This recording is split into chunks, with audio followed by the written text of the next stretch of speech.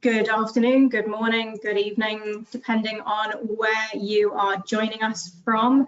Hello and welcome to Adam Matthews' second part of our two-part series looking at our 2023 front list. It's a bit of a sneak peek into 5 more of the collections that AM is launching this year. So if you weren't able to join us on Tuesday for part 1, a recording of that webinar, it will be available on the website probably early next week. You can always sign up to get a recording sent to you as well. Now, before we kick things off fully, a little bit of housekeeping. Obviously, today's webinar is being recorded, so by remaining in this meeting, you are consenting to being recorded.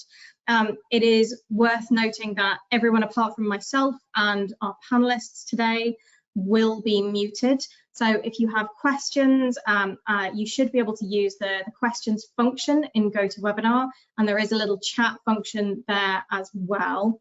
Now, you should be able to communicate with us through that. If you have any technical issues throughout the webinar, please do send a message through to us. We have a couple of folks from our marketing team working backstage today, and they will do everything that they can do to help you out with that.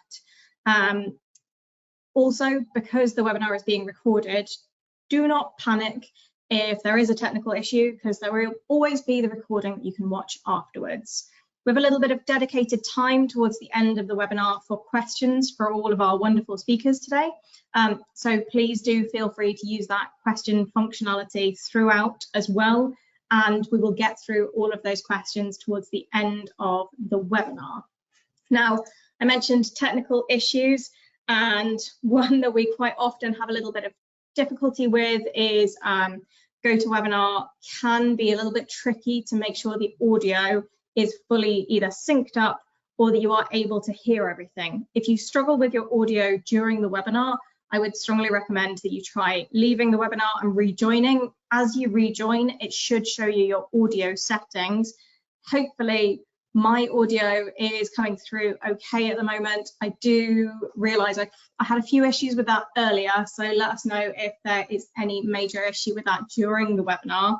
Now, I am also just going to leave this slide up for a second, because the trouble with audio issues is maybe if somebody is having audio issues, they haven't been able to hear me make those recommendations. So I do try and leave that slide up just for long enough for everybody to be able to see what's written on it, basically, so they can hopefully make use of it if they need to.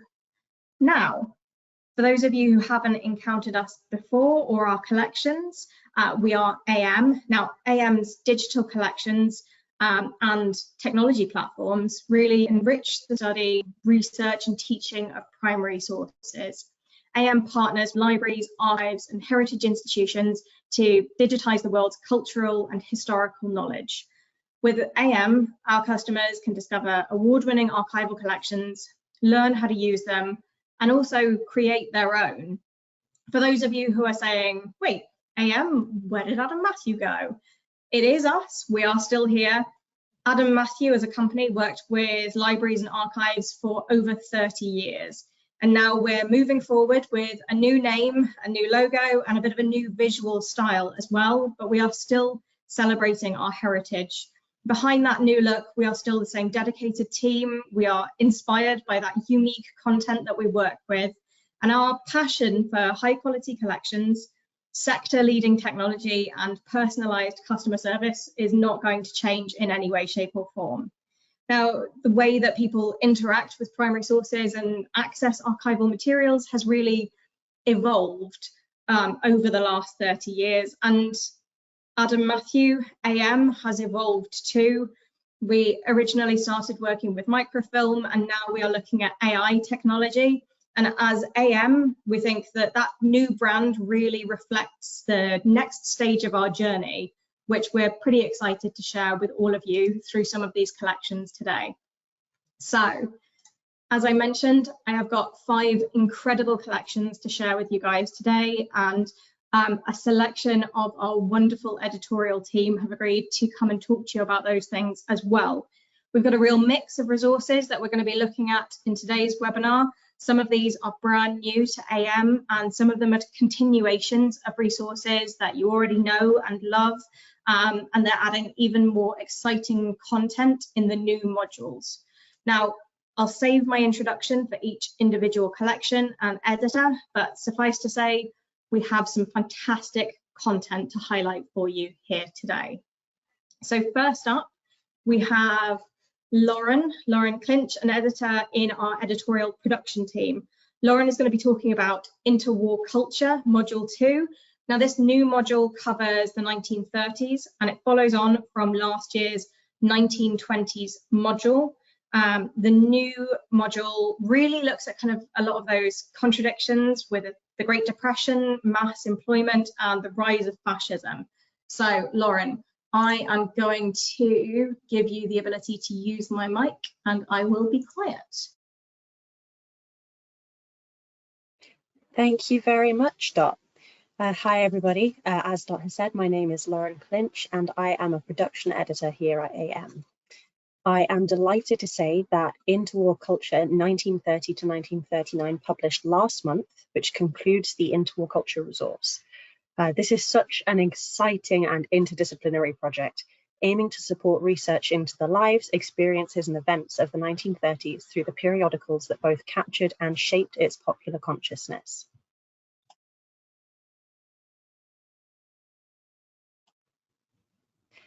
This is the second of two modules, the first of which covered the years 1919 to 1929 and was published in February last year, so you may already be familiar with it.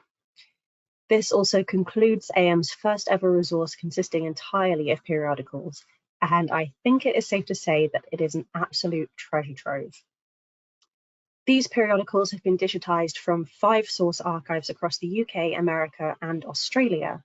That's the British Library, New York Public Library, Liverpool John Moores University, the magazine publisher Future PLC, and the State Library of New South Wales based in Sydney. There are complete runs of available material within our date range, with a very small number of exceptions, only where the volumes either aren't in a stable enough condition to be digitized, or they're simply missing from the original archival collection. This means that we have a fantastic 487 volumes presented in this module alone, and that brings both modules combined to a total of 868 bound volumes. This includes continuations of titles found in the first module, such as American Magazine, The Strand, and Homes and Gardens, as well as 18 exciting new additions, such as the ones you see here: Armchair Science, Mystery, the Illustrated Detective Magazine, and The Superman, amongst so many more. As I've previously mentioned, this is a vastly interdisciplinary resource. If you're at all familiar with the first module, you will probably recognize the same 10 key research themes into which the material is categorized. These aim to broadly reflect a very turbulent and dynamic decade, which saw, just as an example, the Spanish Civil War, the infamous Emu War in Australia, the violent end of Bonnie and Clyde, the first ever women's cricket test match, the rise of Nazi Germany and fascist Italy, the abdication of Edward, the Duke of Windsor, from the British throne, and of course, the outbreak of the Second World War. And on a somewhat lighter note, also the screen debuts of Betty Boop, Dracula, and King Kong. Now, the presentation of periodicals in Interwar Culture make it quite unlike any other periodical resource currently available online. It is highly browsable, with material presented as close to original reading order as possible. You can choose the browsing style that best suits your research, whether that's by periodical or by individual issues if you prefer a more granular approach. All of the volumes are fully sectioned, allowing you to jump between issues with a click. And we also have fully clickable contents lists, as you see in this slide, that will take you directly to your chosen article. What's more, we also have a literary contributor search tool, allowing you to easily search the periodicals by key authors of the period, such as P.G. Wodehouse, Virginia Woolf, and D.H. Lawrence, among over 2,000 others. All of this combined is designed to make the periodicals as browsable and user-friendly as possible for brand new students and experienced researchers alike. Now, on to my favourite part. I get to talk about some of my highlights. When the first module of Interwar Culture published last year, I highlighted its literature and its fashion illustrations as highlights of the resource. And while those are very much still at the forefront of Interwar Culture's appeal in this new module, I wanted to take the opportunity to draw attention now to its children's interest content. Here you can see that we have 4 fantastic children's titles of the interwar period: Chums, The Schoolgirl's Weekly, The Modern Boy, and Peg's Paper. Not only do they offer up some fantastic children's literature, but these periodicals are excellent research tools for those studying childhood culture. And as a great deal of scholarship to date has focused on the Victorian era, they represent an excellent and so far largely untapped research opportunity. And I'm really pleased to say that these titles are also accompanied by a brilliant video interview with Dr. Beth Rogers of Aberystwyth University. Periodicals. Another highlight not to be missed is Interwar Culture's movie content. This new module boasts some excellent film periodicals from the US and the UK, such as Cinema Quarterly and World Film News and Television Progress. These titles chart the evolving technologies and trends of the nascent movie industry, as well as providing a fascinating insight into the growing celebrity culture of the era. You'll also see plenty of movie content scattered throughout other titles, including ephemera such as free gifts and photocars, interviews with the stars, and beauty tips on how to look like your favorite actresses. And to complement these periodicals, we have an essay from Professor Charlene Register at the University of North Carolina, Chapel Hill, exploring the evolution of Black stereotypes on the silver screen. Now I would like to touch on one final highlight, which is Interwar Culture's political content.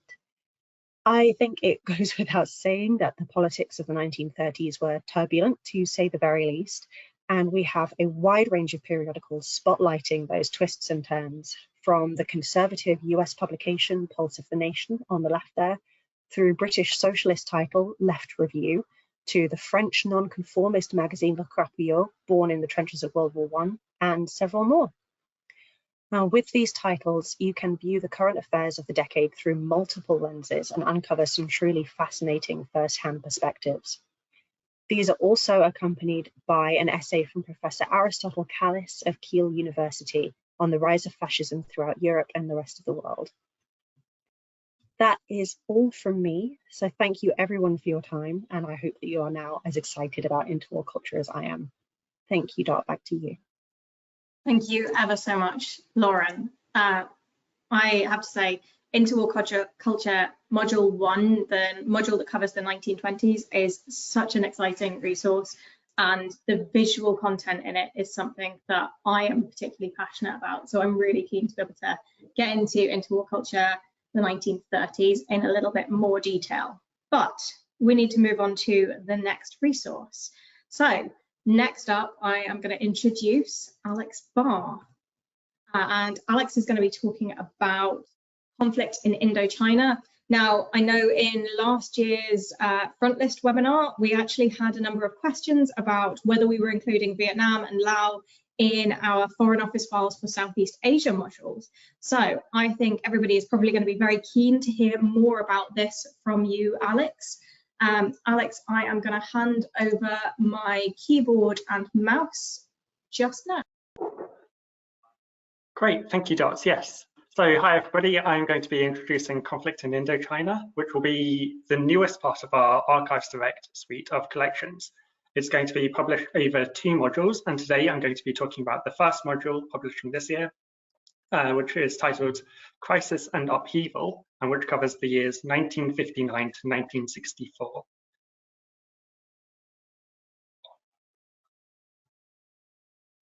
So this first module covers the period of political division, civil unrest, and escalating conflict. Vietnam had, by this point, been divided into 2 countries of opposing ideologies. In the south, this period was defined by civil unrest as the US-backed regime sought to impose control over the guerrilla forces of the National Liberation Front. And similarly, the government's pro-Catholic policies and religious crackdowns faced widespread protest from the country's Buddhist majority. 1959 also marked a turning point for the communist leadership in North Vietnam.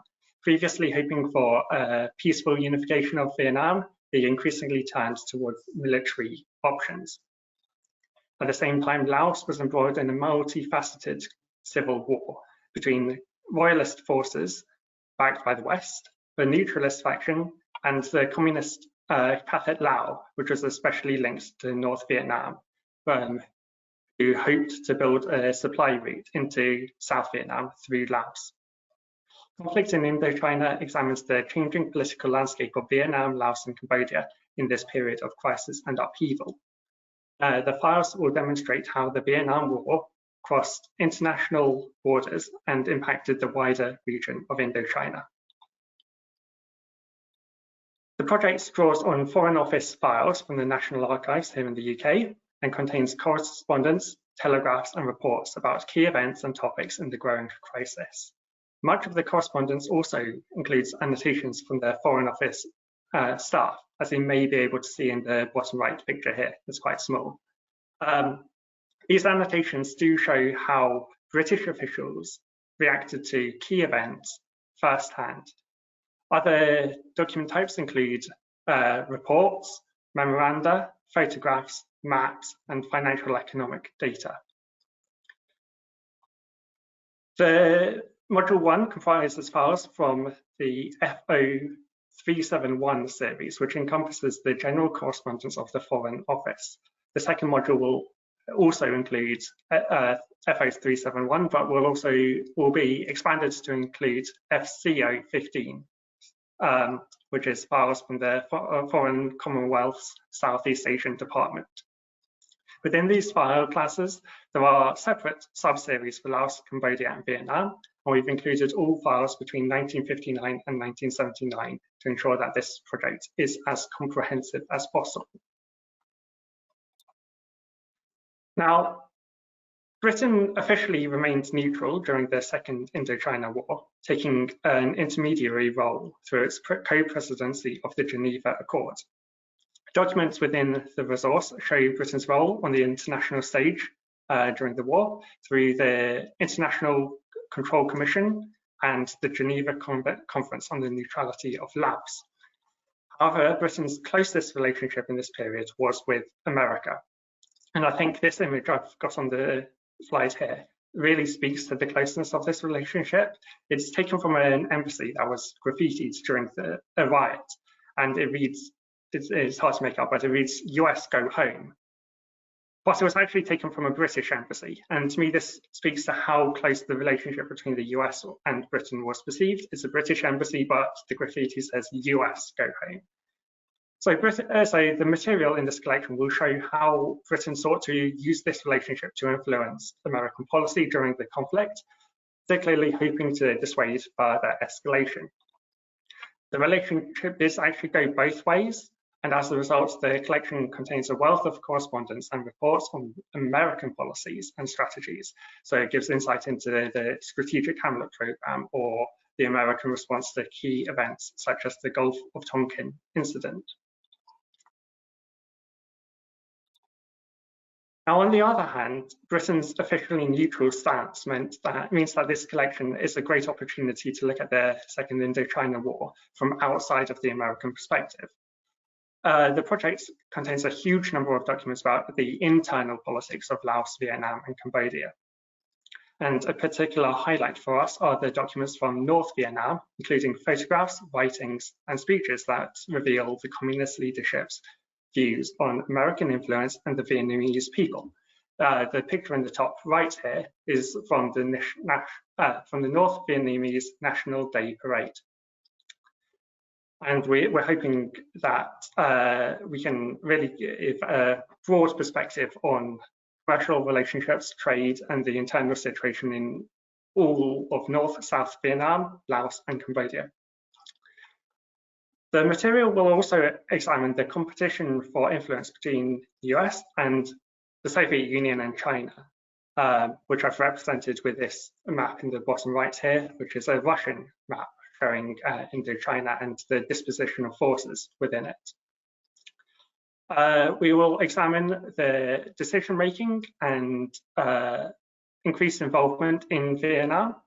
Essentially, what I'm trying to say is that the international breadth of this resource means that users are going to be able to extend their understanding of the conflict and examine how beyond just, users are going to be able to extend their understanding of the conflict beyond the American perspective and examine how the conflict crossed international borders. That is it for me. I'm going to hand it over back to Dot. Thank you very much, Alex. Okay, so the previous two speakers have both been from our editorial production team. The next one we bring you is Sophie Davis, a development editor in our editorial development team. Now, we're going to be talking here about another continuation. So this is module 3 of Colonial Caribbean, one of my favorite resources that we've launched in recent years. And the ability to surface voices using handwritten transcription technology is a really exciting development in our resources in the last 4 or 5 years. Sophie, if I hand over control of my mouse to you shortly, here we go. You should be able to take it away. Thank you very much, Dot. Yes, hello everyone. I am Sophie Davis and I'm the development lead for our Colonial Caribbean resource. So 2023 sees the release of our third and final module of this extensive resource, and it's titled Economic Change and Indentured Labour, which is covering the years 1950 to 1972.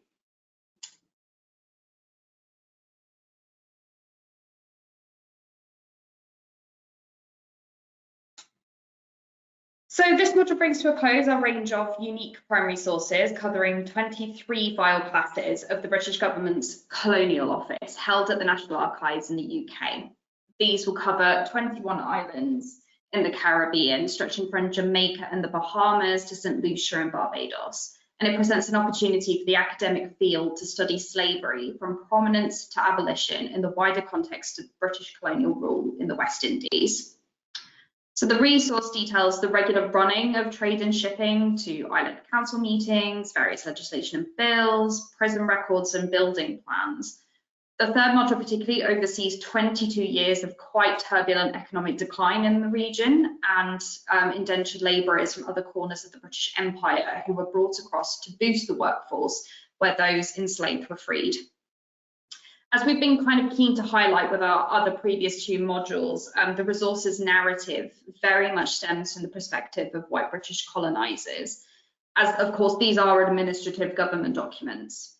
As Dot was alluding to in her introduction, you can find hidden narratives of those who are enslaved within these documents. However, we do think it's very important to note that these are still viewed through the white gaze. It still presents academics and students with an excellent opportunity to study the multitude of angles throughout the rise and decline of the slave trade. And also to address this imbalance, we are offering free access to the resource to the National Archives and Libraries of the islands included within the site. So as with our previous 2 modules, we have a range of essays to contextualise this period of change, which opens new angles into narratives within the material. We also have our language and terminology guidelines, and these provide really important contextual details on outdated language and terms which were previously used to address cultures within the existing metadata. The resource itself continues to have multiple methods of searching. So this can be by governor, by colony, the file class, and then the theme. So this is in order to help those in different backgrounds experience or to explore the resource. So we've offered multiple access points here. So a veteran researcher, for example, might prefer to use file class, whereas an undergraduate might prefer or find it easier to browse by colony or by theme. Of course, we have our handwritten text recognitions. This is HTR, which is applied to all the documents. So this makes them searchable. The documents have been sectioned, improving the navigability and helping users basically just are able to go straight to the bits that they're looking for.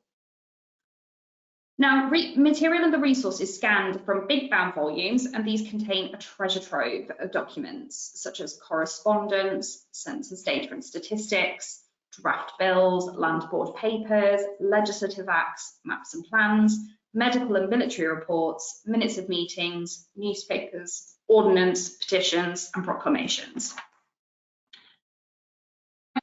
Our key themes are quite consistent across the 3 modules, particularly because these bound volumes, they're interspersed across all of them. So you have absentee landlords and estate ownership, and I think this is a particularly big theme in the 3rd module. Crime and punishment, finance the economy, another particular important theme in this resource. Trade and shipping, we've got law and governance, mutiny and piracy, I think I've explored that in a previous New 4 webinar.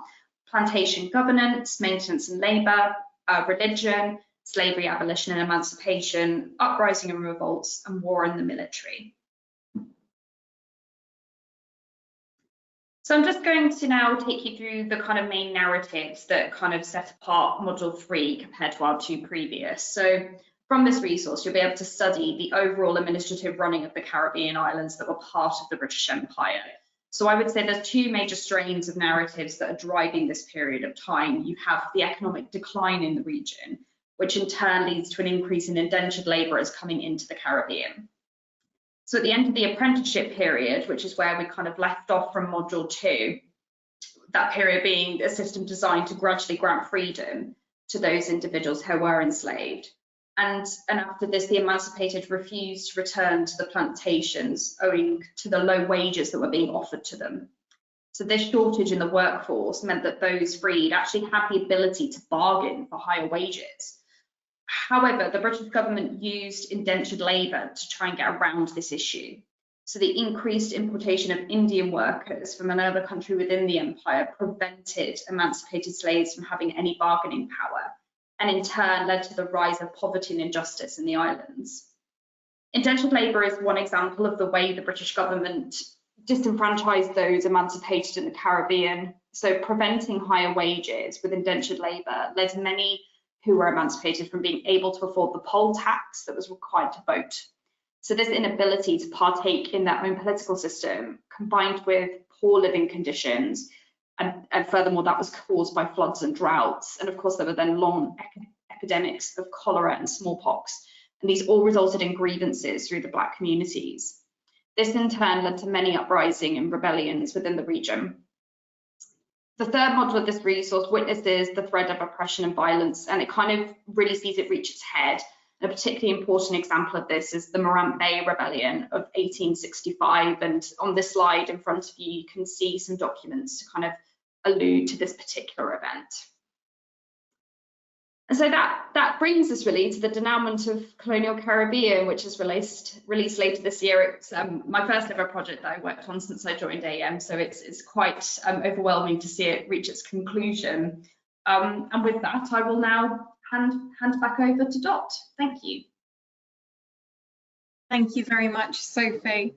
I absolutely echo everything Sophie's just said. I think this is a really exciting project, and it's really lovely to see this final module coming out now. I do also want to encourage anybody that's interested in that handwritten transcription technology to either take a look at one of the AM sites that has the ability to do that, or to take a look at our YouTube channel, where we have a couple of guides to using handwritten transcription technology in AM collections. Now, before I hand over to our next speaker, I do also want to remind everybody we do have that questions functionality. So if you have questions for any of our speakers so far, please do feel free to drop questions into the chat at any point. Okay, so our next speaker is another person from our development team. So we have Alice Hone, development editor. Alice is going to be talking about the fascinating Amnesty International archives. So this particular collection features the records of the NGO Amnesty International, examining things like global social change, human rights violations, and campaigns around human rights as well in the 20th century.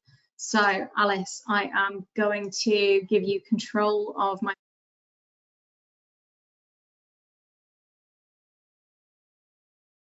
Hello everyone, thank you for joining us today, and thanks very much, Dot. As Dot has mentioned, my name is Alice and I'm a development editor in our editorial team. I'm really delighted to introduce to you our upcoming title, Amnesty International Archives, a Global Human Rights Movement, which I'm incredibly excited about seeing published later this year after many years working behind the scenes bringing this together. This resource will explore the history of leading human rights organisation and NGO, Amnesty International, by providing access to the historical archives of Amnesty's International Secretariat, which have been sourced from the International Institute of Social History in Amsterdam. Documents within this resource begin in 1961 with the founding of Amnesty and continue for 30 years. It will provide unparalleled access for researchers to trace the internal developments of the organisation as they grew and as their campaign mandate changed. Amnesty International was founded with the initial aim to work towards obtaining amnesty for prisoners of conscience around the world. Over the years, the organisation's mandate has expanded, aiming for the abolishment of the death penalty and torture, for the ending of disappearances and extrajudicial execution. They also began to deal with women's, children's, Indigenous and refugee rights across this period, which they continue today. The various campaigns of Amnesty across this time in fighting for human rights and ending forms of ill treatment are explored in detail throughout the documents that will be featured within this resource. Over the next 5 minutes or so, I'm going to provide you with an initial introduction to the various content that you'll be able to find in the archive collection and the particular themes in which these documents speak to. A key portion of this resource will be dedicated to the organisational records of Amnesty, in particular the internal records of the International Secretariat. These include documents such as internal reports, correspondence, conference proceedings, memoranda, meeting minutes and resolutions. As a whole, these documents provide great insight into Amnesty's top-level policy decision-making, exploring the rationale behind these decisions and the changes in approach, as well as the repercussions of certain decisions. These documents also highlight the work carried out by the International Secretariat, who were involved in arranging and undertaking missions and publicity campaigns and conducting research on behalf of prisoners and into various human rights atrocities around the world.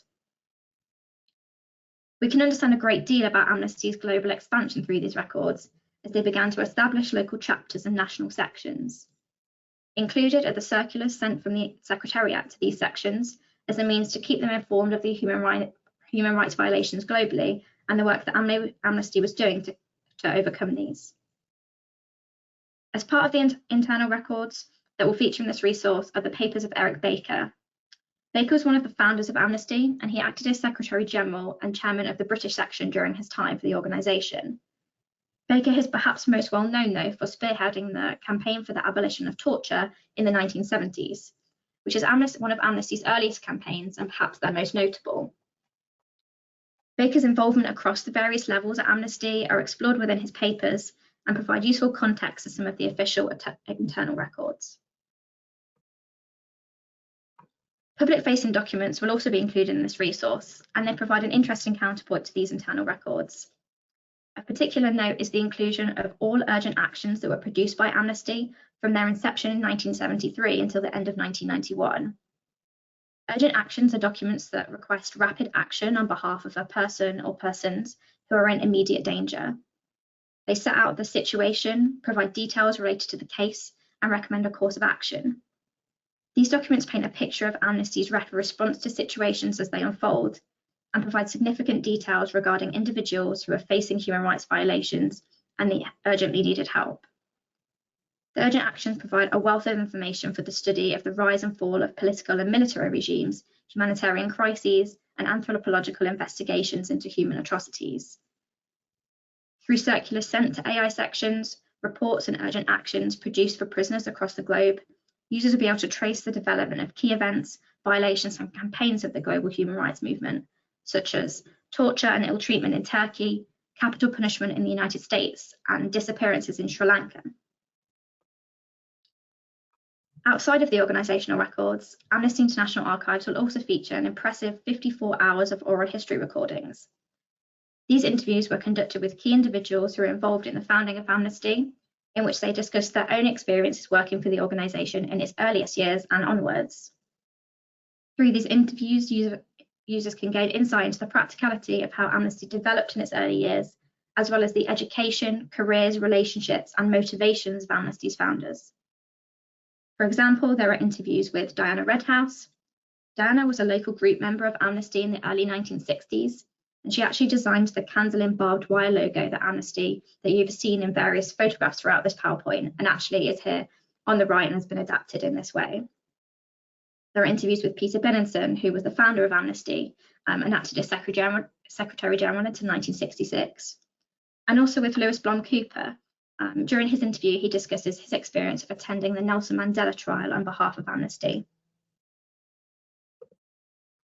As a result of Amnesty's global reach and their international campaigns, all of the documents I've introduced so far provide a wealth of information on the global social change and key political events of the mid to late 20th century. The Cold War and South American dictatorships are particularly notable, although there's also coverage of the Greek junta dictatorship, violations against Kurdish populations of Syria, Turkey and Iran, civil wars in El Salvador and Guatemala, the Velvet Revolution in Czechoslovakia, the Troubles, the Israeli-Palestinian conflict, and of course apartheid. Nelson Mandela was a notable prisoner for Amnesty. As I mentioned just now, Lewis Blom Cooper attended his trial in 1962 on behalf of the organisation. However, after internal debate, it was later decided that Mandela should not be considered a prisoner of conscience by Amnesty due to his stance on advocating for the use of violence in the struggle against apartheid. Global politics and international relations are hugely important topics that feature within this resource and can be read through these documents, particularly due to the accusations that Amnesty made throughout its history on statewide human rights violations. Documents feature significant coverage of this, along with coverage of government responses to these accusations and investigations. Alongside the archival documents, like all other AM resources, we'll also be including a number of additional features that are geared towards helping students and users to contextualize the digitized records.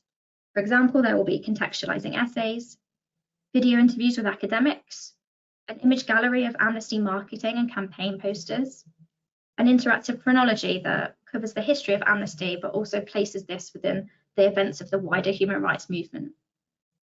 There will also be written introductions to the various document collections that are featured and those that I briefly touched on today. As a means to navigate through the abundance of records, there will also be fully searchable through OCR and HDR and feature detailed document level metadata. So that's it from my whistle-stop tour to Amnesty International Archives, a global human rights movement that publishes later this year. Thank you so much for listening, and I hope you're all excited to see it come out. And I'll pass over to you, Dot. Thank you ever so much. Okay, so small spoiler that has appeared on the screen there. We are going to change tact very slightly for our last introduction of this webinar. So we have with us now Nick Jackson. Nick is an editor in our production team. And as I mentioned, we have something just a little different here. Now, obviously, you've seen a number of the different digital primary source collections that we have put together through these other introductions that we've had in today's webinar and the webinar that we had on Tuesday.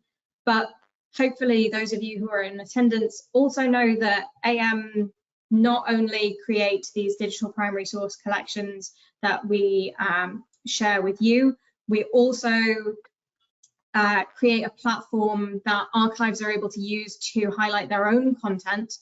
And something that we've gone into in recent years is we now also have some tools to support teaching and research with primary source content.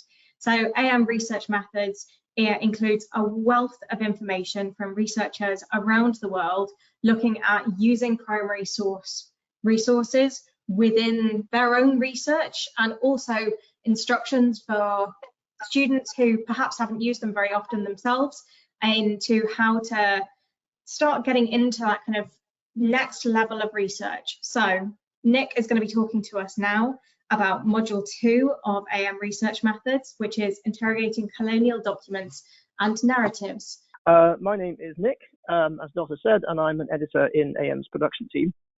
And I'm going to talk about AM Research Methods and its latest module, which is Interrogating Colonial Documents and Narratives, which will be released later this year in November. So what is AM Research Methods? If you're not familiar, and as Dot said, it's quite different. It's a departure from our usual products. It contains plenty of primary sources, but it's not primary source focused.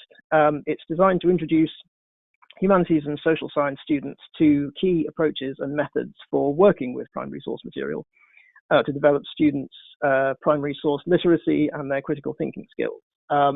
It will contain about 200 primary sources, but the main content is what we're calling learning tools, which are a variety of textual and video pieces produced by academic experts from around the world to educate and inform students about primary sources, and they are presented with sources themselves intended to illuminate and complement the tools.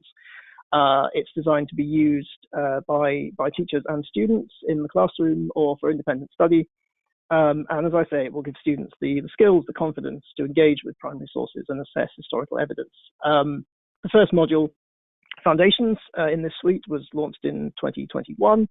And as the name suggests, that provides foundational guidance on basic concepts connected with primary source use and historical documents, the questions students may want to pose when using them.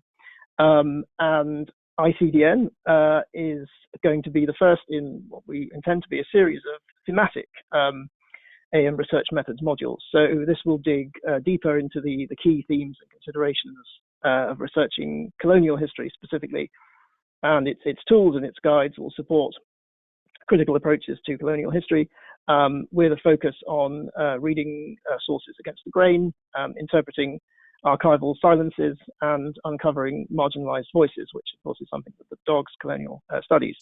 And as with Foundations, the editorial board of academics from around the world have taken the lead in suggesting the sources for us to use and finding scholars to write pieces on them. Could I have the next slide, please, Dot? I can't see that you've done it, but I'm going to assume that you have. Yes, I'm going to talk a bit about the content types that will be in the resource. You can see that screenshot there is from Foundations, so it'll look not exactly similar, but pretty similar. So there's 6 basic content types that are going to be in the resource. We're going to have how-to guides and discussion topics, which are fairly complementary, I think it's fair to say. The how-to guides will be introductory pieces, either written or as videos, which will introduce students to really kind of basic considerations in the field of colonial history and the practical aspects of using relevant primary sources. So, for example, we're going to do one called Introduction to a Non-Western Archive. And then we envisage a sort of a path for users from the how-to guides to the discussion topics, which will be a more in-depth look at particular considerations, more detailed, more specialized. So, for example, there will be one on source-author positionality, so examining who wrote a document and in what context, and challenging the aura of objectivity that develops around archives. Next slide, please, Dot. So hopefully you can now see a screenshot from another screenshot from Foundations of a source case study using architectural drawings in historical research. So these source case studies are going to be written pieces that show that concentrate on a particular source or sometimes 2 sources that show students how to analyze that source in terms of a particular topic and demonstrate how a historian would use it for their own research. And obviously professional historians are writing all these pieces. So each source is included with the study. You can see there it's embedded in the tool. And the text of the tool will break down how to evaluate the source, guiding the reader through approaches to reading it, also the source type or theme. Research questions will be discussed and formulated. Context will be discussed. And then it will conclude with post-evaluation questions or considerations for further research. You can see, if you have a look at the right-hand menu there, you can see the various subsections into which this particular tool has been split. Following on from those, we have a new type of tool for colonial documents, which is curated source sets. So these are quite similar in their arrangement, but they look at a set of sources. We're looking at about 8 to 10 per tool, which they'll have a commonality. They'll be on a particular theme, these sources, or taken from a particular collection. And the idea of these tools is they will offer practice in understanding and using sources through an examination of that commonality. So one of the ones we're going to have is on imperial tropes, and this will use a variety of different types of source, all taken from the 1924 British Empire exhibition. which will examine how the exhibition reflected the ideology of empire to the British people who saw it. We will also have teaching case studies, which again is a new learning tool type for colonial documents and narratives. These are aimed quite squarely at teachers. Hopefully they'll be of much use to students too, but the idea of these is that they will exemplify methods of teaching colonial history using colonial sources, with a focus on online sources and online and hybrid teaching, which of course is increasingly common. And these will aid teachers in setting assignments and lesson plans and other activities using colonial sources. So, for example, we plan one on producing a podcast discussing sources. So how a teacher might produce a podcast discussing colonial sources with their students, and one on creating a digital timeline with colonial sources. We will also have, we hope, data sets, which will present a data set, and then there will be material on how to interrogate and use the data, again with an eye especially on uncovering marginalized voices. And we will also have practice sources. So these are not a learning tool as such, these are very much familiar AM territory.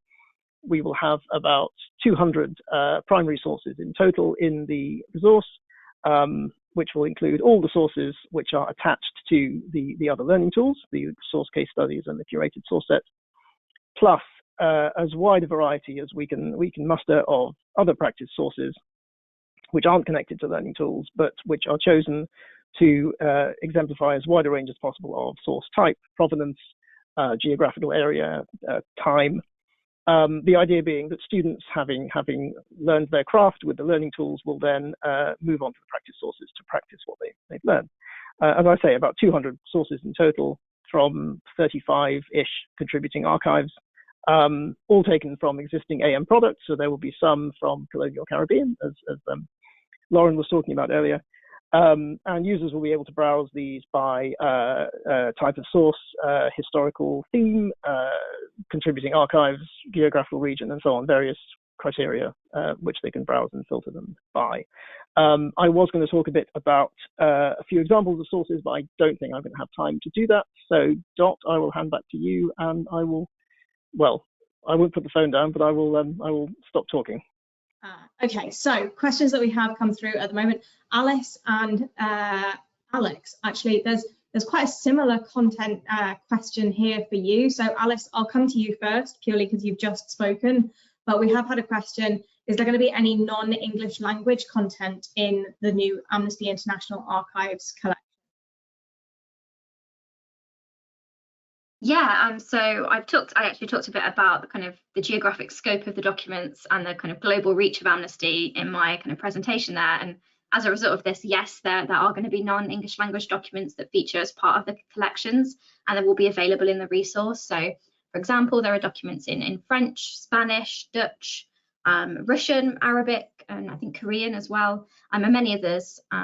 Although Amnesty was a global organisation with its sections whose native language kind of varied significantly, the main language that Amnesty did use for its kind of internal communication and day-to-day business affairs was English. So as a result, the majority of the documents are written in English language, but to answer the question specifically, yes, there will be a kind of small number of non-English language records within the documents.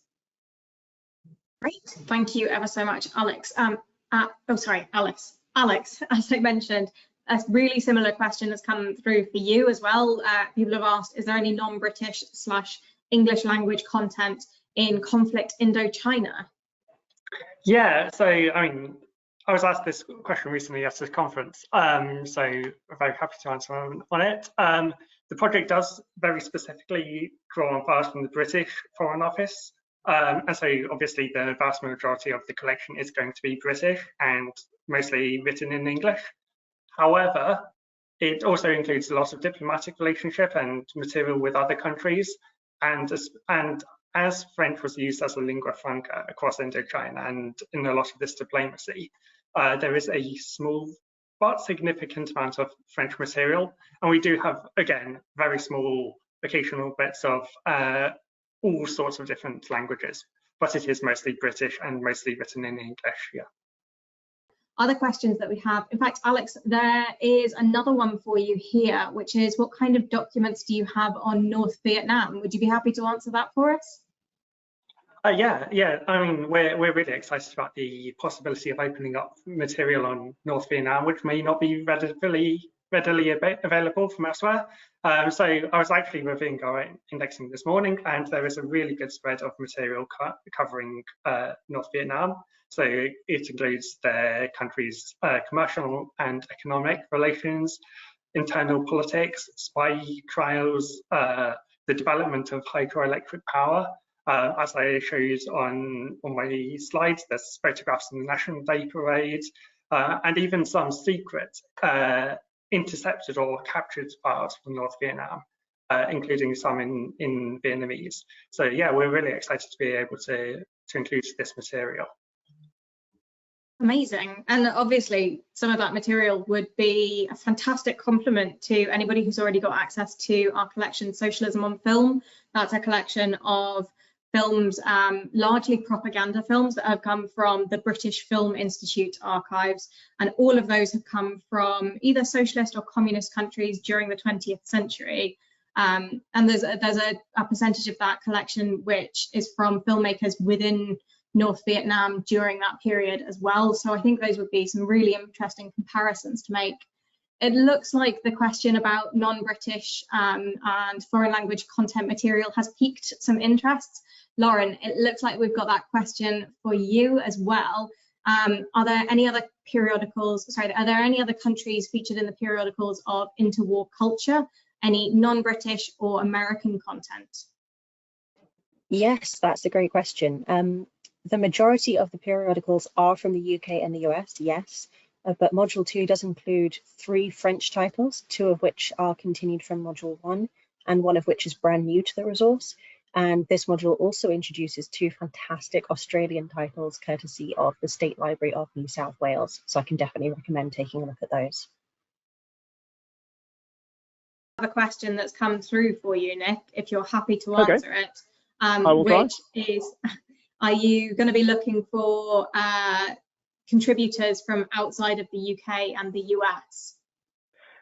Yes, absolutely. So our aim is to have 50% of the learning tools written by contributors from elsewhere in the world. I couldn't tell you off the top of my head where we are with that target at the moment, but that's certainly our intention.